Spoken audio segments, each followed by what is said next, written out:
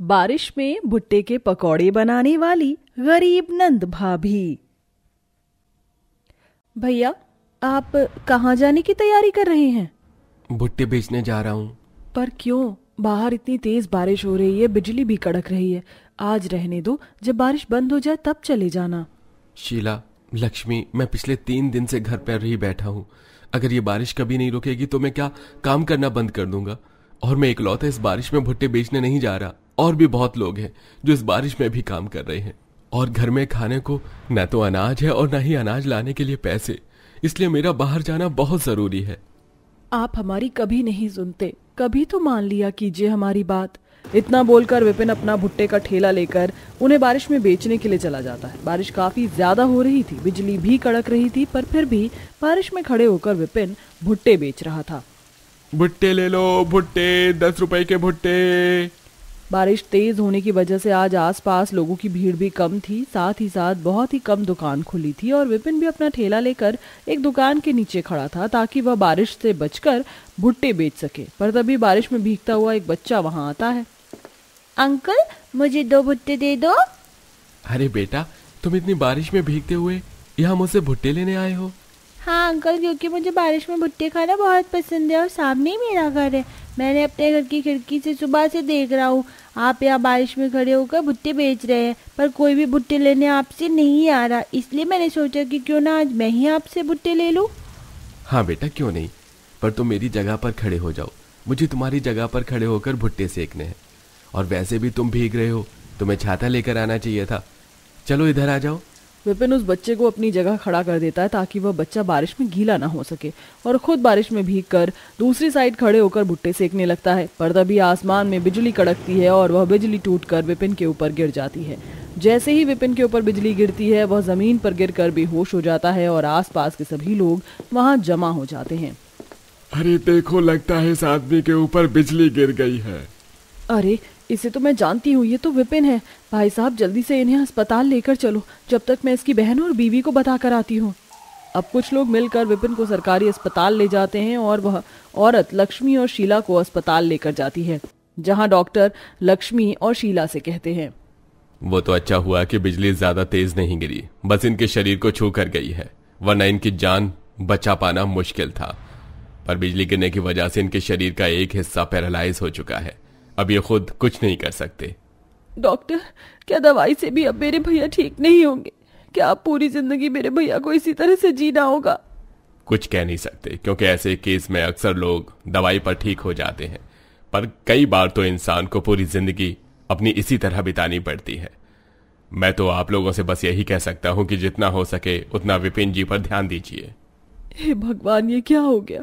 काश कि विपिन जी ने हमारी सुन ली होती। शीला, अब हम क्या करेंगे? भाभी, हिम्मत मत हारो। अगर आप भी हिम्मत हार जाओगी तो मेरा क्या होगा? अब हम दोनों को ही मिलकर भैया का काम करना होगा ताकि हम भैया का इलाज करवा सकें और अपना घर भी चला सकें। शीला और लक्ष्मी के पास घर चलाने के लिए और कोई दूसरा रास्ता नहीं था, इसलिए वह विपिन को घर ले आती है, और अगले दिन दोनों नंद भाभी मिलकर खुद भुट्टे बेचने के लिए चली जाती हैं। भुट्टे ले लो, भुट्टे, 10 रुपए के भुट्टे। बारिश के मौसम में जिसे खाकर आ जाए मजे, वो लाजवाब स्वादिष्ट भुट्टे हमारे पास। शीला, सुबह से शाम होने को है और अब तो मौसम भी बिगड़ रहा है। कुछ ही देर में बारिश शुरू हो जाएगी और अब तक हमारे ठेले पर गिनती के 3 से 4 लोग ही आए हैं। ऐसे में हमारे भुट्टे कैसे बिकेंगे? सही कहा भाभी आपने। एक तो ये बारिश का मौसम, ऊपर से इस रोड पर हम अकेले भुट्टे बेचने वाले नहीं हैं। देखिए ना, हर एक दुकान छोड़कर भुट्टे ही बेचने वाला खड़ा है। ऐसे में हमारी बिक्री हो पाना मुश्किल है। पर अब हम कर भी क्या सकते हैं शीला?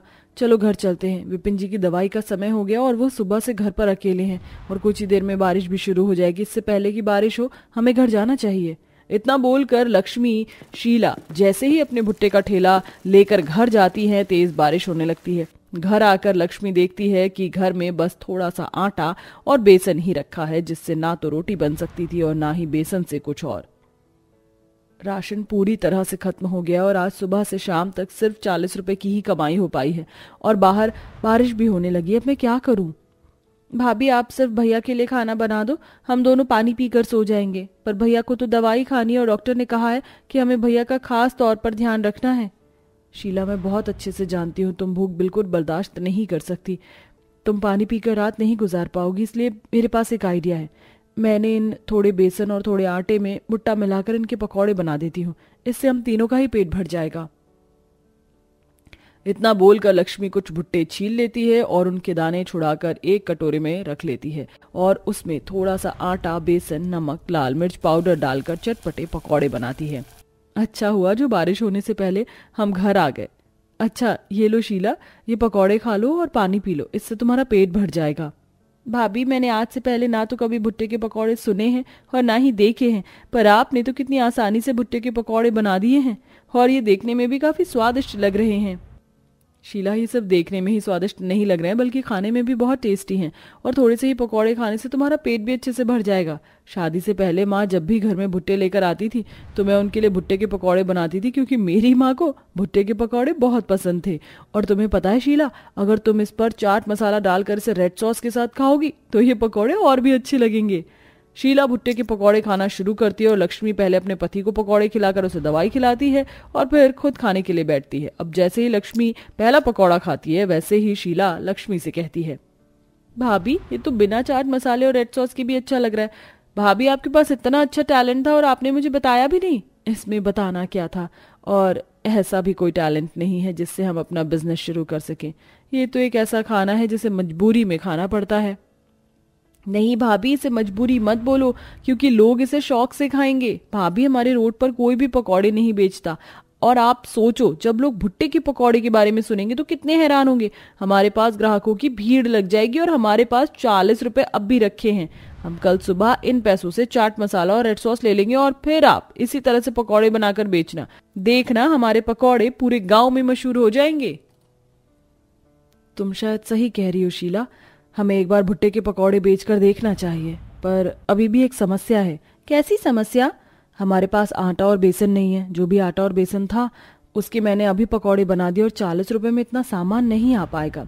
इसकी चिंता आप मत करो भाभी, भैया ने लाला के बच्चों को कई बार मुफ्त के भुट्टे खिलाए हैं। अब हमारा समय आ गया है जब हम लाला से मुफ्त में बेसन और आटा लेंगे।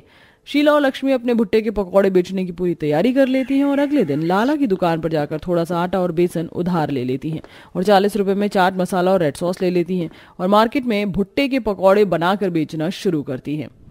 भाई और बहनों, आपका ध्यान किधर है? भुट्टे के पकौड़े इधर हैं।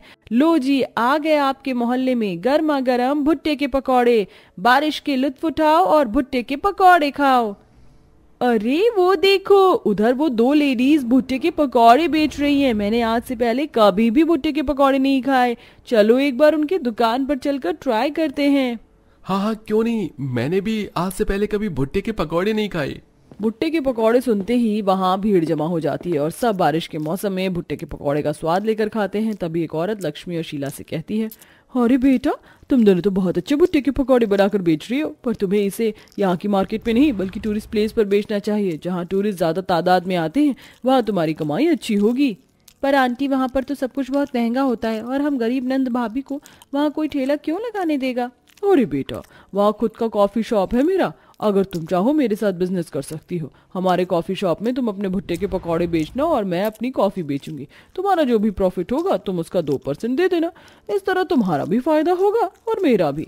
लक्ष्मी और शीला को उस औरत की बात ठीक लगती है और अगले दिन लक्ष्मी उस औरत के साथ ऐसी जगह जाती है जहाँ समुद्र होता है और दूसरी साइड पर बड़े बड़े मॉल जहाँ बड़े बड़े लोग घूमने के लिए आ रहे थे। अब क्या था, लक्ष्मी और शीला बिना कोई देरी करे उस औरत के साथ हाथ मिला लेती हैं और उसके साथ मिलकर अपने भुट्टे के पकौड़े बेचने लगती हैं।